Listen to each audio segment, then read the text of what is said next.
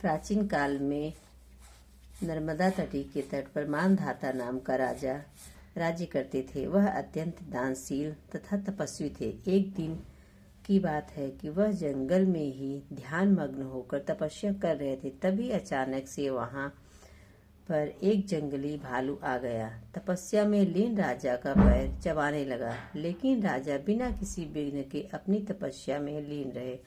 कुछ देर बाद पैर चबाते चबाते जंगली भालू राजा को घसीट कर जंगल में ले गया।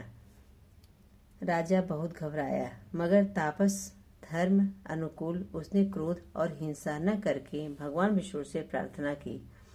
करुण भाव से भगवान विष्णु को पुकारा। उसकी पुकार सुनकर भगवान श्री हरि विष्णु भगवान प्रकट हुए। उन्होंने चक्र से भालू को मार डाला।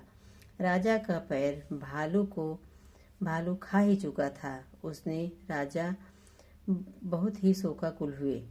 उन्हें दुखी देखकर भगवान विष्णु बोले, हे वत्स, शोक मत करो। तुम मथुरा जाओ और बरथुनी एकादशी का व्रत रखकर मेरी वराह अवतार मूर्ति की पूजा करो। उसके प्रभाव से पुनः सुदृढ़ अंगों वाले हो जाओगे। इस भालू ने तुम्हें जो काटा है वह तुम्हें पूर्व जन्म का अपराध था। भगवान की आज्ञा मानकर राजा मानधाता ने मथुरा जाकर श्रद्धा पूर्वक बरथुनी एकादशी का व्रत किया।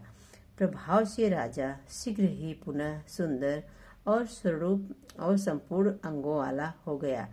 एकादशी के रखने से राजा मानधाता स्वर्ग को प्राप्त हो गए।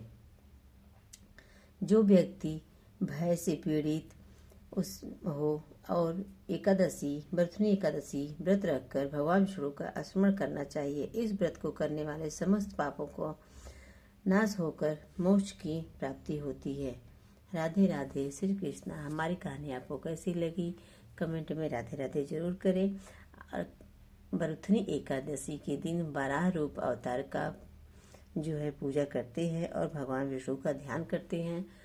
ओम नमो भगवते वासुदेवाय मंत्र का जाप करते हैं। इस व्रत को रखने से और व्रत को सुनने से सब पापों का नाश होता है। व्रत को जरूर सुने या कहें। राधे राधे।